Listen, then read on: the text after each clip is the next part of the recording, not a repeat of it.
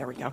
Good morning, everyone. This is Julie LaRocque with the South Florida Water Management District, and you are joining, hopefully you're here on purpose, the February meeting of the Technical Oversight Committee. Let me check. Mr. Barquette, are you on the phone? I am. Happy New Year. Happy New Year, sir. We have all the reps here in person, and just for the folks on the phone, maybe you just go around and introduce yourself, starting with Lori. Lori Miller, U.S. Fish and Wildlife Service, Loxahatchee Refuge. Donato Sarai, Everglades National Park. Dan Crawford, Corps of Engineers. And Frank Powell, Department of Environmental Protection. Okay, we got everybody. We've got a handful of folks here in the audience, so thank you very much for coming in to participate this morning. I'd like to also check and see who's on the phone representing the various agencies. So who do we have from DEP? This is Kenny Heyman of DEP. Hi, Kenny. Hi, this is Charles DeMonico with outside counsel of DEP. Okay. Anybody else with DEP? This is Adam Blaylock, DEP. Hi, Adam. Hello. Anybody else with DEP? Okay. DOI, Fish and Wildlife Service on the phone.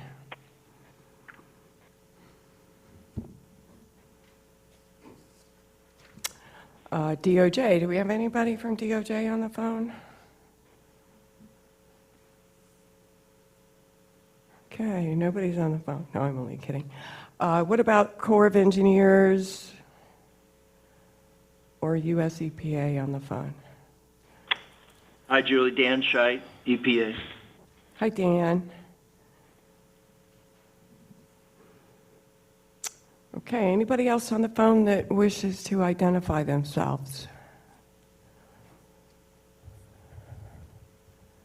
Okay, I'm hearing silence, so we shall launch into our business for the morning.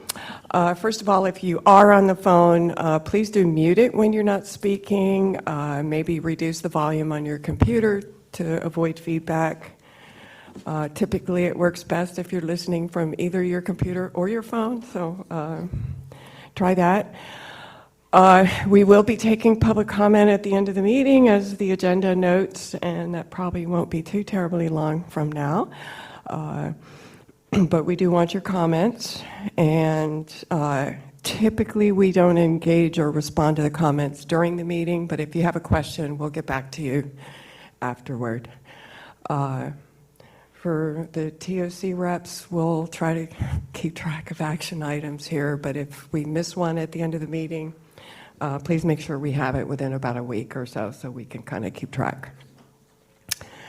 All right, we have a whole slew of things posted on the website. So the final agenda is out there. The settlement agreement report for the third quarter of 2019, as well as the associated PowerPoint slides are there. The quality assessment report and its data for the third quarter are out there.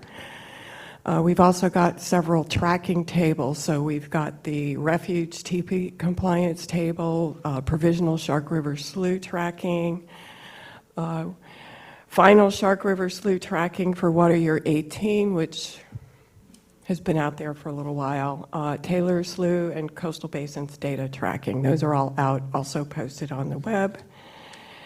And read aheads, we've got the draft notes from the last meeting. And some settlement agreement report presentation that John's going to give, as well as a couple of extra slides I think got posted this morning. So, all right, great.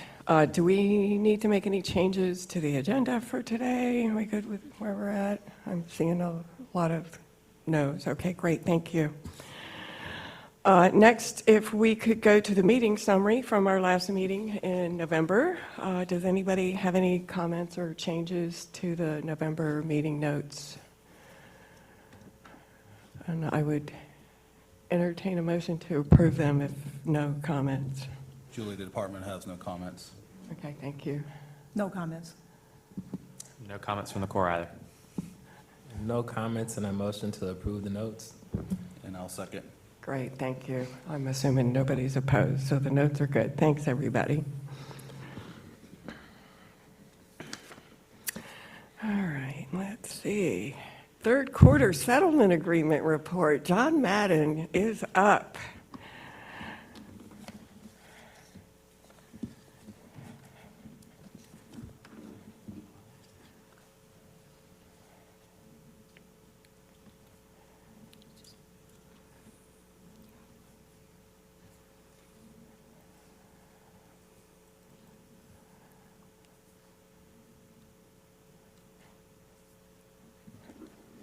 Good morning. Let me adjust the microphone.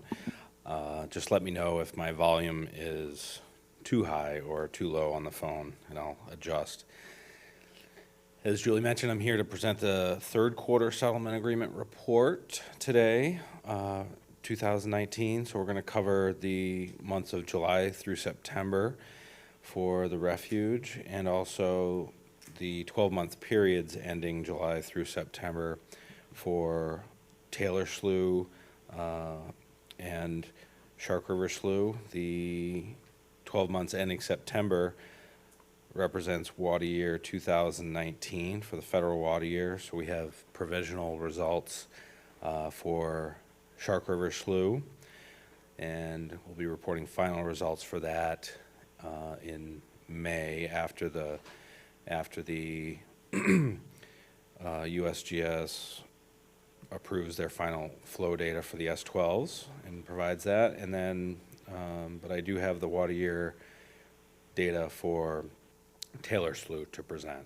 So I'm going to step through those. First slide is a summary of all those results, starting with the Loxahatchee National Wildlife Refuge, which has a long-term target or expectation of 7 parts per billion, and remaining below the long-term level. We see that in these 3 months, the geometric mean of the 14 stations, in all months, we're able to collect from all stations. The stages were high enough, ranging from 16.3 to 16.6, and long-term levels of 10.5 down to 9.2.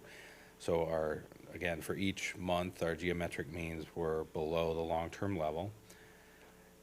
For Shark River Slough, our provisional data ending, the 12-month periods ending July, August, September,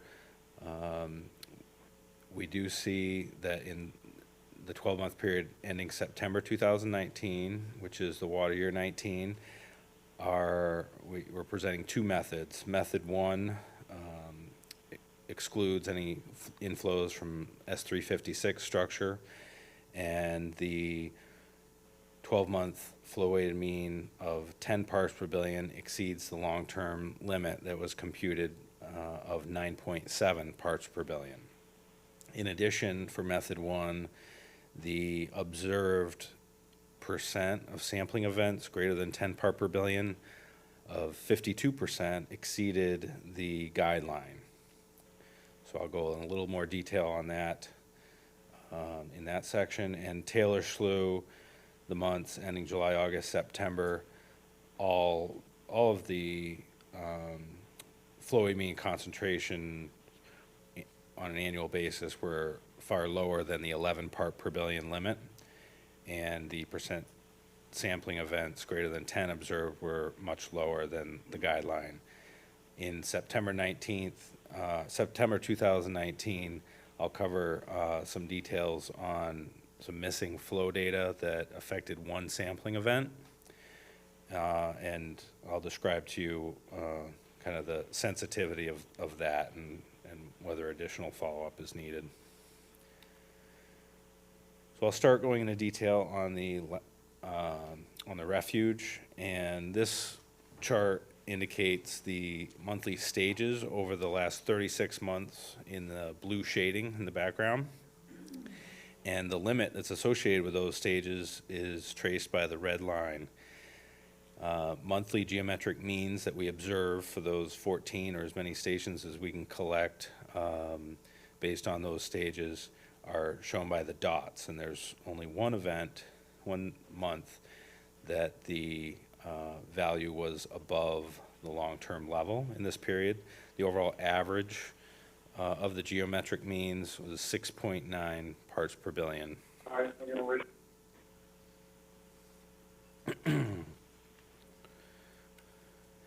Next slide essentially shows the same data in a different way. This is showing those observed values relative to the long-term level set at 0. So again, we have just one value that was observed above the long-term level, and the average of all these 36-month collections was 2.8 parts per billion below the long-term level. Again, showing the months of July, August, September that we're officially reporting on right now, and also look ahead to what we've collected since then. These will be officially reported in the next quarterly report, but for October, November, December, January, you can see the observed concentrations further decreased, 6.7 down to 4.8 parts per billion, and the stage was a little bit higher during this period. So the refuge during this entire period maintained fairly high stages.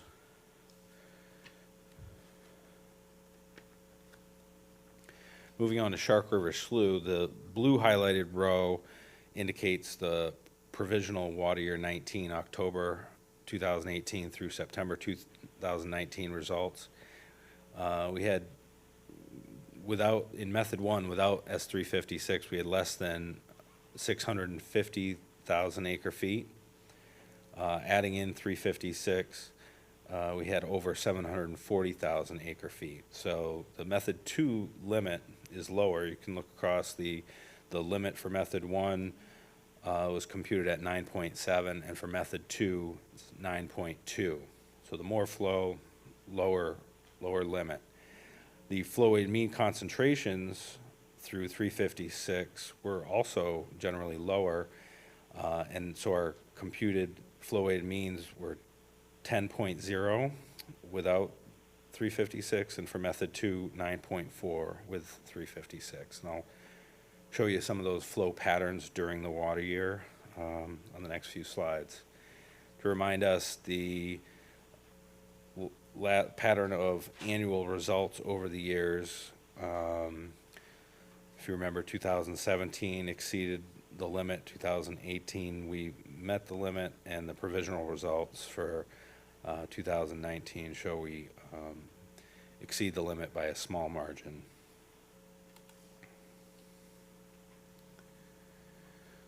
So again, looking over a 36-month period, we see the pattern of wet season and dry season, and relatively low flows.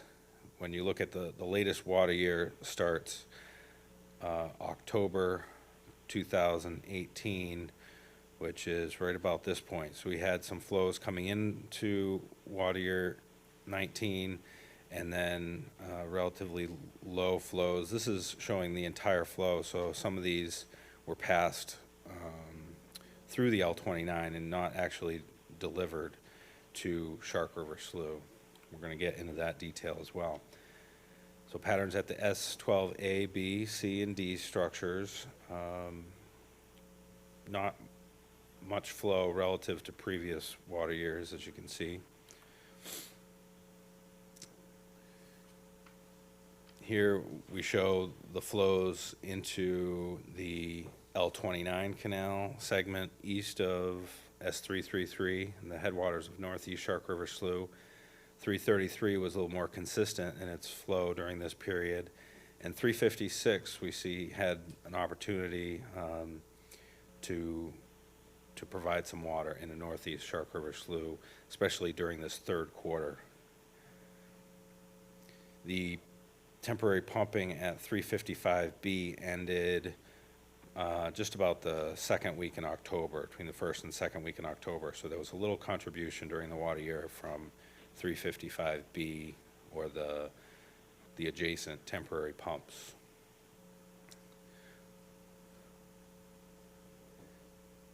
So here's just those flows into the L29 segment, again shown. The blue is the 333 and the yellow 356, and this orange line represents what goes through 334 out of that canal segment and not delivered to Northeast Shark River Slough. So we can see during a portion of that low flow period, most of it was actually going around what they call around the corner down to L31. In the third quarter, 19% of the flow to Shark River Slough, see all this yellow here, was from 356, and 100% of the 333 flow went to Northeast Shark River Slough. None of it was diverted east, and overall for the water year, 80% of the 333 flow ended up in Northeast Shark River Slough. So now we're combining just that portion of the flows shown in these blue bars for the compliance sampling events that went to Shark River Slough. So these are the volumes to Shark River Slough and the associated phosphorus flow weighted mean concentrations with the yellow dots. And the pattern of not too much flow for much of this water year. And I do have, as Julie mentioned, some supplemental slides that I posted online just recently. I hope to be able to give you a little information, anticipated some questions about stages and some of the historical patterns. So I'll go into that detail as soon as I'm done with this presentation, unless you have immediate questions. But we can see that by the end of the year, the concentrations did decline, but that, again, that 10 part per billion level and what percentage of those sampling events were above that exceeded the guidance.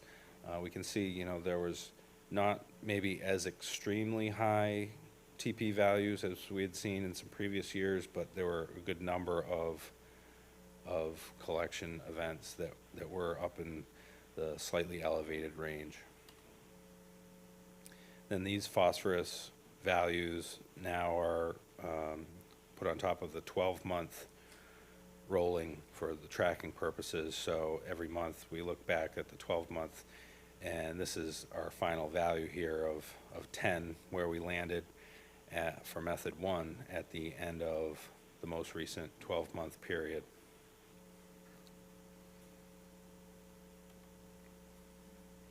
As I mentioned, I'll go back and we can have an opportunity to go into a little more detail if you have questions on those, the timing of all that, once I'm through Taylor Slough here. So I have a few slides for Taylor Slough. These do represent the water year results for water year 19 here, October through September 2019.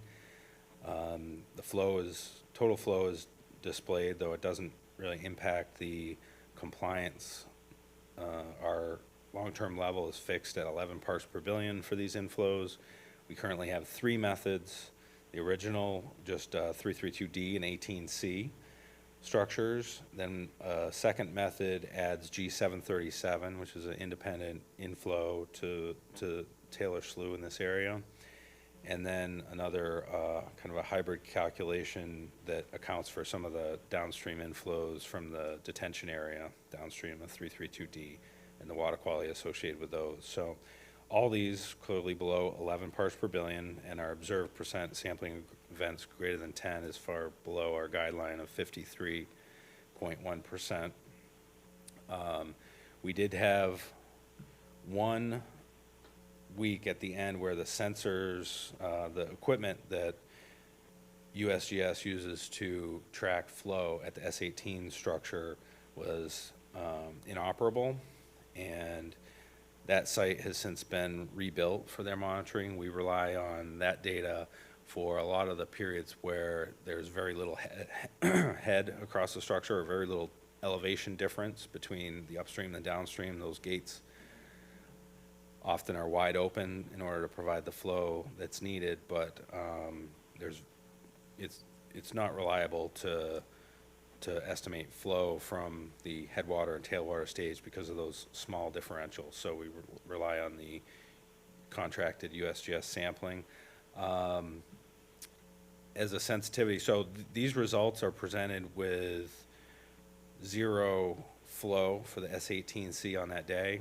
The S18C on that sampling event had a concentration of 3 parts per billion.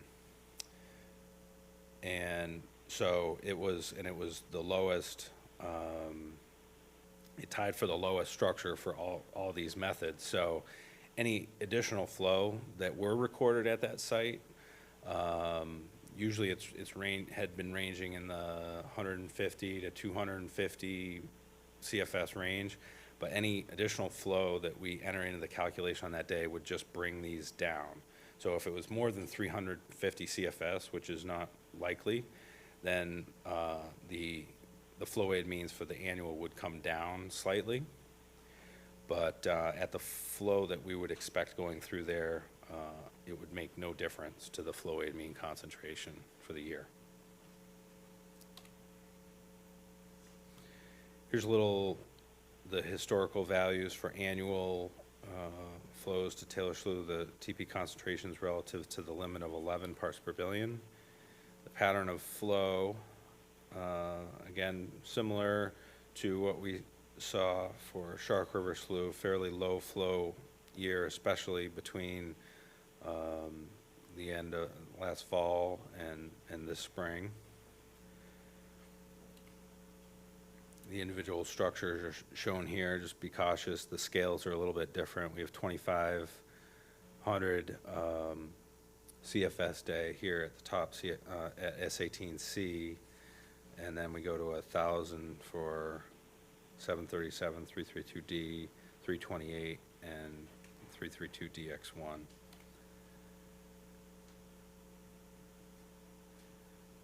And we can see here that looking at what's coming into the 332D detention area, these blue in the background, and then overlaid with that are the flows exiting that detention area. There's a little bit that exited through DX1, which doesn't go to Taylor Slough, goes to the northern detention area. But there was a considerable amount in the third quarter here that went through 328. So,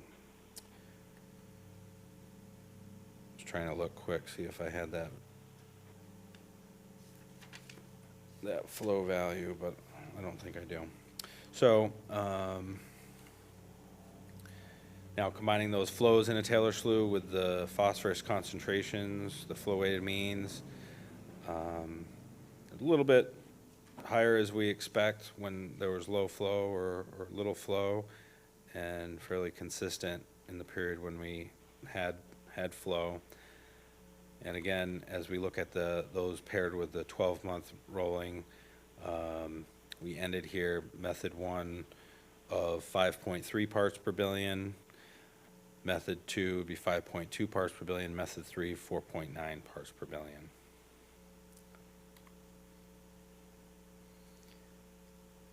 Are there any questions, I'd say on the refuge or Taylor Slough before I go into Shark River Slough supplemental slides? Okay.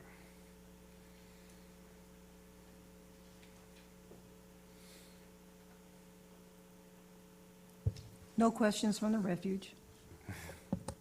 Thank you, Lori.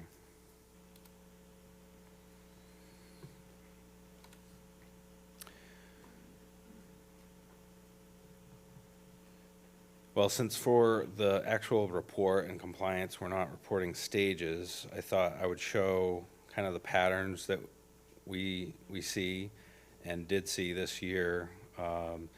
We're showing 4 water years here, water years 16, 17, 18, and 19. And The blue represents all the flow through those structures, the S12s, 333, 355, A and B. 334 is not subtracted out of that, so that's all the flows. But then these flow-weighted mean concentrations, and these are daily flow that's shown. So you see a little higher resolution here. And then these stages are also daily. We have in the blue trace towards the top is the 3-gauge average of WCA3, and the red line shows the headwater to 333 structure. These are the weekly sampling flow-weighted mean results. So some of these dots, half of these dots, were not used in the compliance calculation this year. So happens this highest one of 31 parts per billion was not on a compliance week. But there was kind of little flow associated with that, but then these were down here at 19 parts per billion. So I'm going to go into kind of some of the detail on what was actually used in that to derive the compliance, but we can see, as I mentioned, we may not have had as high as spikes, but a lot of these values are hovering at or above that 10 parts per billion. A little bit less flow during that period, so obviously in a flow-weighted mean concentration calculation, these concentrations that are associated with the heavier flow will be weighed more. But we can see on the next slide that there was some flow associated with that. So these are just biweekly data, okay? So we're just tracking what happened, what occurred on those biweekly days. And I started by thinking, how can we represent what was most significant to the water year's results? So I plotted here on the bottom, method 1 and method 2, difference, or how much lower than the limit at that point in time the actual observed flow-weighted means were. So we kind of chugged along here until March, and we found I found an event that kind of jumped us closer to the limit. We were 5.3 parts per billion below the limit, and we jumped to 3.5 parts per billion below the limit. And this was on a day we had a flow-weighted mean of 17 parts per billion, 987 CFS, and all of that flow was through S333. The stage at that point in time was 9.1. So all of these events do have some influence. If there's flow, there's going to be some influence. So there were changes. We're kind of creeping towards that value, not just because flow-weighted means we're getting increasing necessarily, but as we increase the flow for the year, accumulate flow, the limit gets lower. So this is all relative to this zero limit line. So as of 6/10 or June 10th, we're 1.8 parts per billion below the limit. And then the following event, that's when we started to have some local runoff here, rainfall, and there was a flow event that recorded over 1,200 CFS, all of it through S333, and again, or this time at 19 parts per billion. So that got us very close to the limit, 0.4 parts per billion below.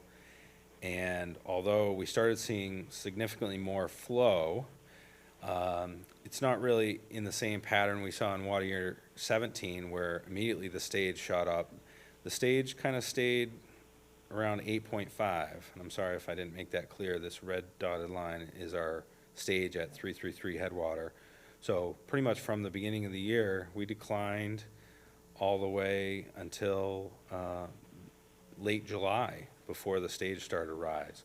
So these concentrations here, actually, even though they're lower than our 19 parts per billion, they were still pushing our flow-weighted mean up relative to that limit, and our limit was dropping faster because we had a lot of flow accumulating.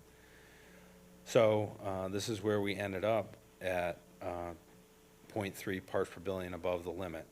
Our flow weight for the method 1, our 10.0 flow weighted mean for the year versus our 9.7 limit.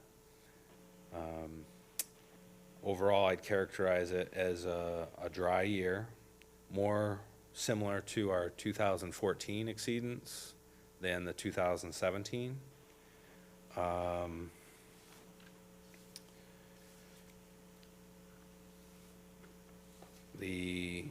In water year 2014, we had a average 333 headwater of 9.22, and water year 2019, the average was 9.13. But this year, our maximum stage at that location was 9.65, so we never even got up to 10 feet NGVD. So I just thought I'd give you some facts to chew on and think about and introduce you to any discussion you want to have. Any questions on this for me? Thank you, John. Frank looks like he's chomping at the bit here. Yeah, I mean, we've seen this type of graph before, and I know at a department we've been monitoring in a very similar fashion like this, and understand there is a correlation between stage and concentration, specifically at the S333. John, are the yellow dots on the screen there, those are all at the 333, or those represent other stations in the Shark River Slough, or they're just 333? These do represent all the stations. Okay, gotcha. For method one, which does not include the 356. So those are flow weighted mean concentrations there? Correct. The yellow, okay, thank you. Any other comments or questions for John at this time? John, I definitely like this presentation of this information. It's a good way to present it. One thing else that steps out or stands out to me is you're seeing that separation between the incorporation of the 356 versus not incorporating the 356. So your green dots, I think I understand it correctly, represent the incorporation of that 356. So you see that they are slightly lower, which seems like they're giving us some benefit when it comes with respect to calculating our compliance. So that kind of stands out to me when I look at your presentation, along with all the other points that you pointed out. It's a really good presentation. Thanks. Okay, anything else? I do want to mention now, we expect at the May meeting, and we'll choose a date before we leave this morning, we're expecting at the May meeting to have the final data for Shark River Slough. And I would ask that we prepare ourselves for the May meeting. And I just kind of want to remind you guys, 4 years ago, almost exactly, we had a note from the principal. So I just kind of want to remind ourselves of the 3 questions and ask that we be prepared to discuss those at the May meeting, because we aren't necessarily expecting a different result with the final data. So the first question was whether or not we have sufficiently evaluated the relevant information for a better understanding of what might have caused the exceedance. And I know each of us has our own way of doing that homework, so it would be helpful if we independently could kind of look at some of that before we come in May. Secondly, we're going to need to determine in May if there's substantial evidence that it's due to error or extraordinary natural phenomena. And if we decide it's not, that there isn't substantial evidence, then we would apply Appendix C of the consent decree and consider what additional remedies might need to be taken. So just want to get that on your radar screen for the May meeting. And I know everybody's really busy doing a lot of work on projects, so I just wanted to make sure we had a heads up on that so we could move things along in May. Anybody else have comments or questions on John's material? Julie, I have one more comment. John, can you pull the last slide that you had up there? I'm sorry, sir. And it's more of a what are we expecting this year type discussion, given that we have obviously a clear pattern and seasonality that we're discussing here. And as we approach I mean, we're almost in the heart of the dry season now, and my understanding is the stage at the 333 is very close to that 9.2 level, below the 9.2 at this point. 9.15, and we're releasing through there right now, so we're getting potential data right now that illustrates a very similar pattern that we're seeing right here. So as we move through the dry season and then we have that surge approaching the wet season that we typically have, that big rain event that comes in and then provides that type of data that we're seeing here. Are we expecting a similar pattern this year that we had last year at this particular station? I know we're forecasting, right? But it's a question that we need to prepare ourselves as we walk into your questions that you have, Julie, of talking with the principals. Are we just going to be in a similar situation this time next year? Yeah, this is Donato. I'm not going to pull out my crystal ball on that one, but looking at data that we get from Chelsea Q on a pretty frequent basis, as preliminary data, they showed us last week we had concentrations of 6 and 7 parts per billion. Going through 333, that was February 10th and 11th or 12th or 13th, something like that. But hopefully we'll be getting data from her next week on this event that's happening right now. Like Lori pointed out, we did drop below the 9.2 to 9.14 this morning. We're looking at our 9.14 as of last night. So all we can do is wait and see what's going to happen. Hopefully, we've been having a continuous flow through the structure, unlike we had for previous years. So that might help us avoid some of the resuspension that might happen when we open these gates. But like I said, I'm not going to pull out the crystal ball, and we'll get data very soon.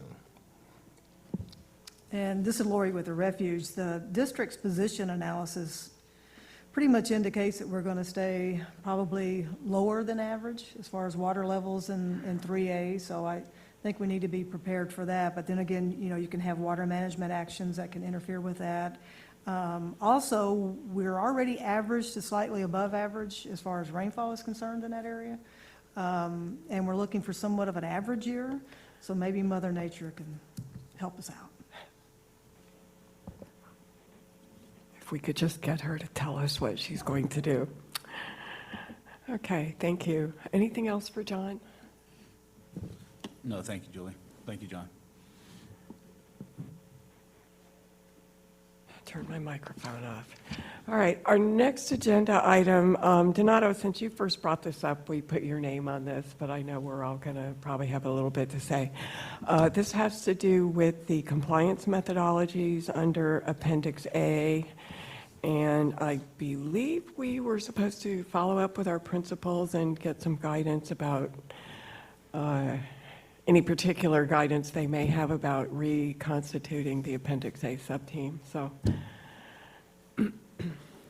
You're correct, Julie. I presented this discussion at our last TOC meeting with the aim of us reconvening the sub-team.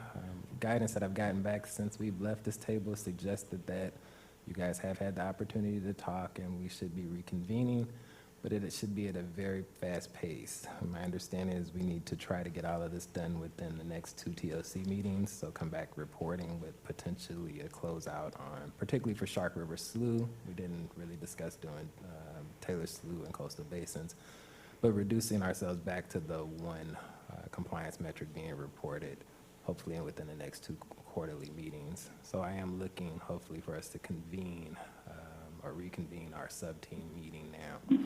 Okay. Did any of the rest of the crowd get feedback from your principals? Because I think that's where we left it last time. Thank you, Julie. This is Dan Crawford with the Corps, and as my principal and I communicated at the previous TOC meeting, we stand ready to support the Appendix A and concur with Donato that it would be prudent. We have collected adequate data, and it's a good time to, as the Corps is fixing at the end of this year, to start construction on the next round of structures that will eventually put more water into Shark River Sleuthing. It's prudent to use the data we have collected to close out and agree on the compliance methodology moving forward. Okay, great, thanks. Yeah, thank you, Julie. This is Frank Powell with Department of Environmental Protection, and as Dan and Donato spoke, we also spoke with our principals also, our principal, and the guidance has been reconvening the sub-team, but with the direction of managing scope creep to maintain our focus on particular matters at hand, managing the time also to be a little bit more expedient than we have in the past, and and to get some clear direction, like Donato said, over the next 2 or 3 TOC meetings to have for that type of input back from the sub-team to determine what our direction on the methodologies would be. Okay, great, and I certainly heard from my principal, so I think we're ready to go. What about you, Lori? Yep, same here. The Fish and Wildlife Service, the refuge agrees that, we should probably reconvene and kind of get this finalized. I think we have enough data, and so we concur. Okay. Frank, I'm going to look at you here for a sec. You guys kind of hosted these meetings previously. Is that still the plan? Yeah, I mean, yeah, we did host them with the, having the resources from the Water Management District here, so it was obviously a state-led effort. I think one of the initiatives when I talked to the principal is to get a little bit more interaction from our federal partners. We had from attendance, but maybe sharing some resources at this point in time. The department can take the lead on bringing everyone back up to speed where we left off last time at the last sub-team. Re-encourage the new participants within the sub-team. We have some new participants that may be wanting to join the sub-team from the department. That would be very helpful. The vision that we had at the time when we convened this sub-team back in 2013, 2014, reintroduced that vision with this particular topic. So in short, Julie, the department will take the lead on bringing that party together and working with the Water Management District to find the appropriate location to host these meetings. Okay, thank you. And, you mentioned something that I kind of had as a note here, which was to confirm the team membership. So it sounds like DEP may have some membership changes. I would ask each of the others to please let the group know, let Frank know, if you have membership changes from when we previously had the Appendix A sub-team. And then I do have a comment about scope creep and trying to make progress. A couple of things, the team may want to consider both parts of Appendix A and which part is easier to bite off and deal with in a hurry as opposed to Shark River Slough. I know Shark River Slough is probably the biggest concern, but it may also be the most difficult, and Taylor Slough coastal basins might be a little easier. But I defer that to the group when you guys first meet. So we do still have a scoping document that dates back to 2013 from when the group first started meeting. But if that needs to be revised or changed in some way, you guys can deal with that. Along with that, I did want to also mention that our agency has applied for an operational permit for the 333N structure, which is part of SEP South. We're targeting the completion of that structure for May, I believe. And the intent is to operate the 333N in conjunction with 333, if you will, to achieve the operational intent of the 333 structure. So the 333, I believe, has a capacity of 1,350 CFS, and the 333N is 1,150 CFS. So the idea would be to operate one or both in conjunction with one another, not to exceed the capacity of the 333. And obviously, that's something I think you guys will have to look at as part of your Shark River Slough deliberations.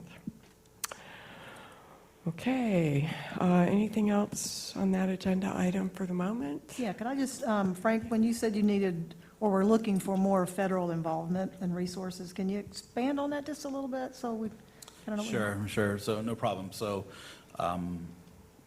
speaking with my principal, it was very clear that the principals need to be engaged also on this direction.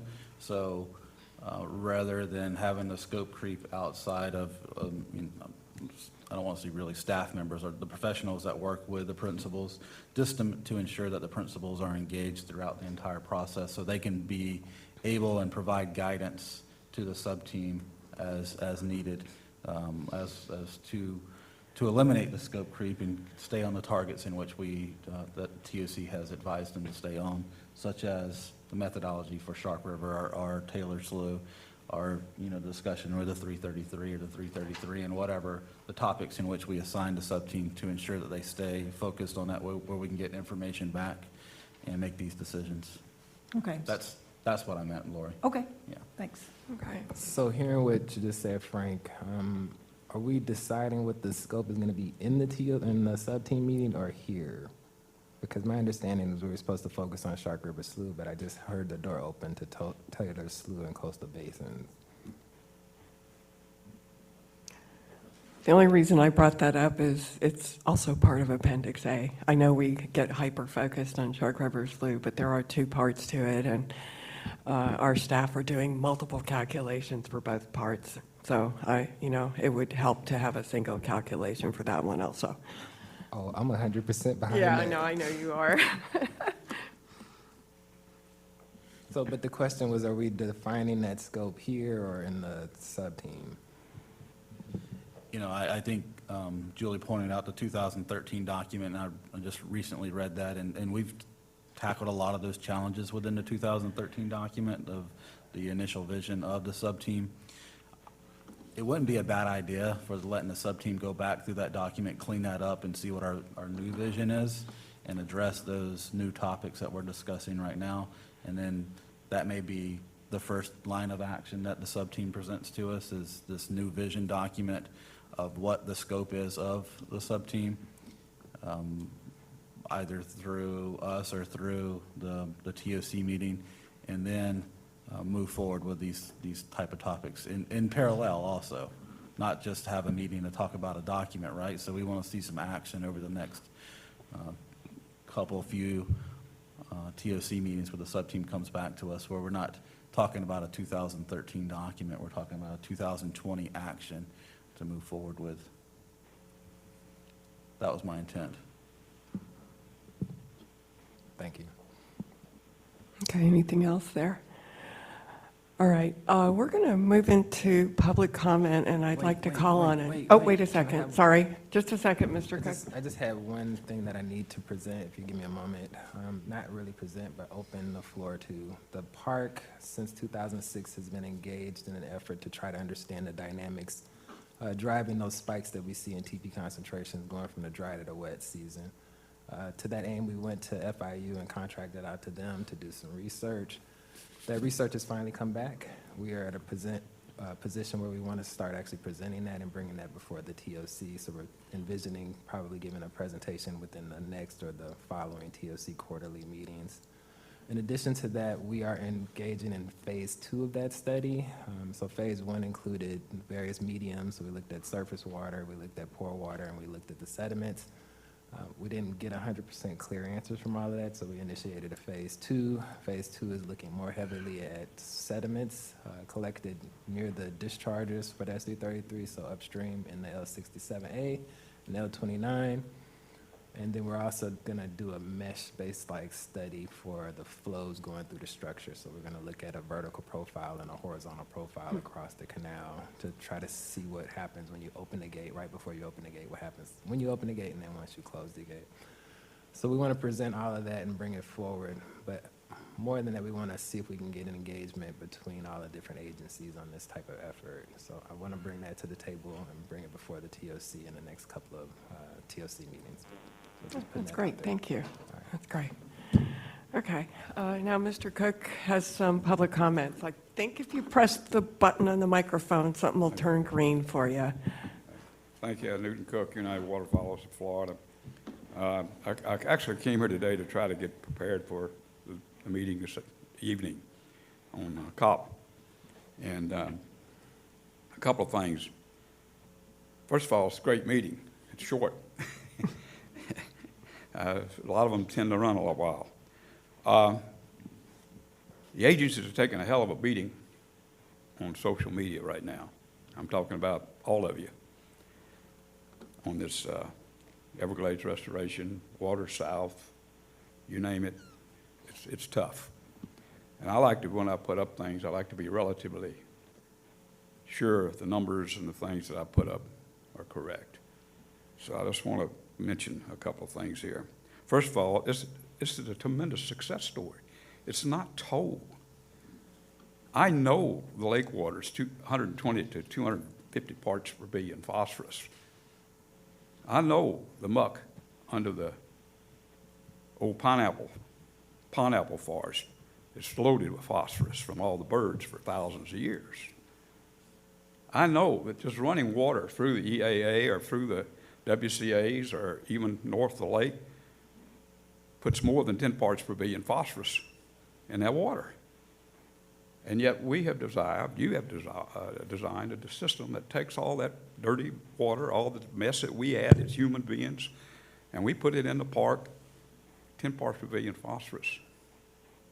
That's an incredible success story.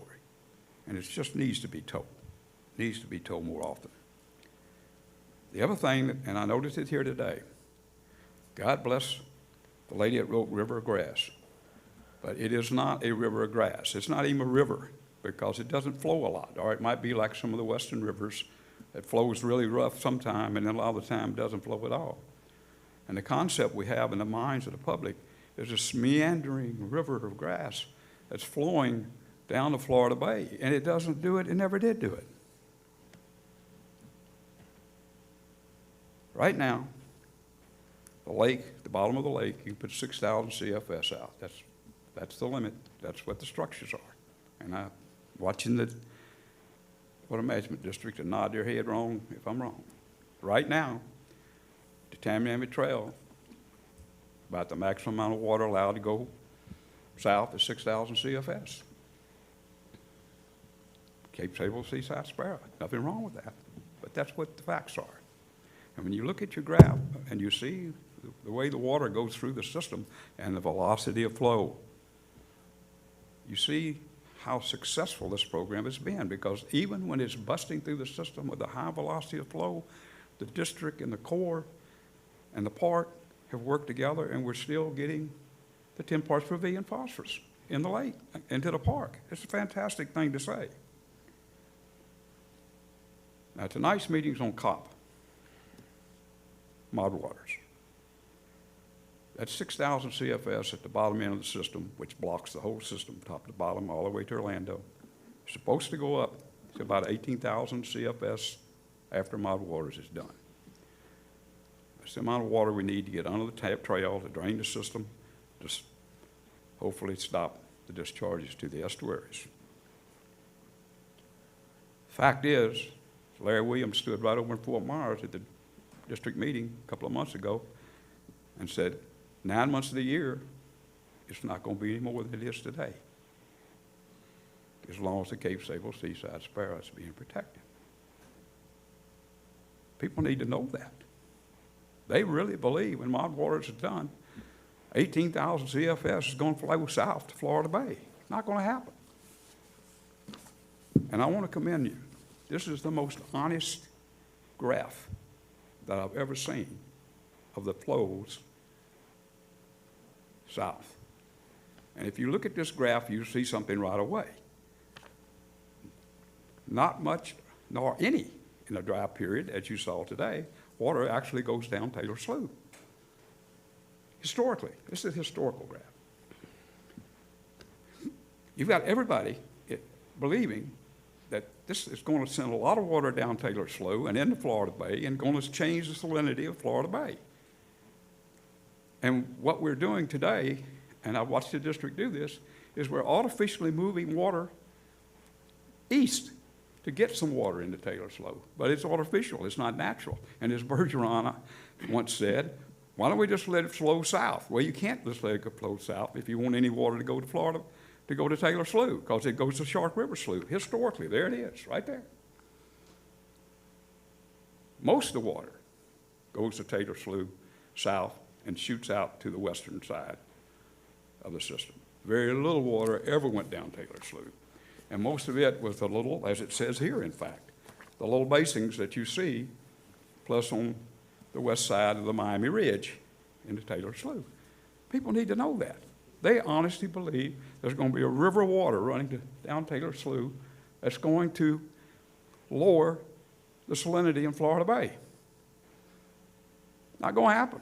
Or we're artificially putting it around there. You could have beat me to death before I would tell you that I thought Florida Bay was rain-driven for the salinity. But after almost 20 years of this, I'm almost positive that very little water ever went into Florida Bay, the east side of Florida Bay, where we have our troubles, and that it is rain-driven, the salinity of Florida Bay. People need to know that.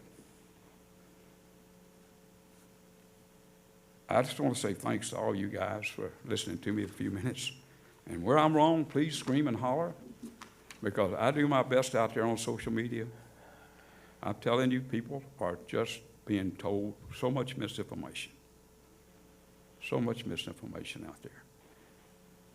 We have a dynamic system. Starts at Orlando. The water goes through it like it just down up and down the Mississippi River. Today, if you're the Mississippi River, they got a flood going down. I hunted and fished the Mississippi River all my life. And I want to tell you, ridges and sloughs are built by floods. And droughts come. That's nature. And it's not a trickle through this system. Thank you. Thank you, Mr. Cook. Do we have any more public comments here in the auditorium? Okay, what about on the phone? Any public comments from folks on the phone? Waiting for y'all to get your phones off mute.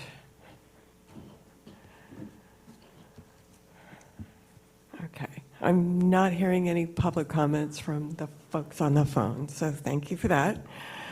Let's see, so action items, we're all gonna start thinking about the Shark River Slough exceedance, possible exceedance, I guess we'll call it at the moment. DEP is going to, what are you guys gonna do, a doodle poll again or something, Frank? Yeah, we'll figure out the best way to Okay. get the. DEP will work on getting an Appendix A sub-team meeting set up. We will all let DEP know if we have any changes in membership to the team so that we can get all the right folks on those meeting invitations. And then we need to pick a meeting date for May. And it looks like we've got the 5th or the 19th. I don't know if anybody has a preference. May 5th works better for me. Okay. This is John Barquette. That works better for me as well. Okay. From the Corps' perspective, either date works, so I'm good with Yeah, Lori. I think we're good with either one as well. I'm the same, May 5th or 12th, it doesn't matter. You good? Okay, May 5th, sold, yay.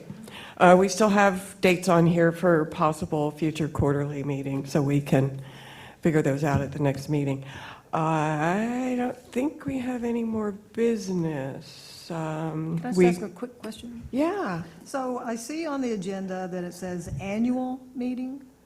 Is there a reason for that terminology? Or? Yeah, we originally proposed the idea that maybe we didn't actually need to meet quarterly, but that we needed to meet at least once a year to go over the official final federal water year results, which would be that meeting. And so that's the only reason. We just have it noted as that. You can consider the annual meeting to be the meeting where we do have the last USGS data finalized. So, Okay, great. Okay, thank you. That's a good question. All right, I am not seeing or hearing anything else from the audience, so I would like to thank everybody very much for being here this morning and participating, and looking forward to A, seeing you in May, and B, hearing some news from the Appendix A sub-team. Okay, thank you.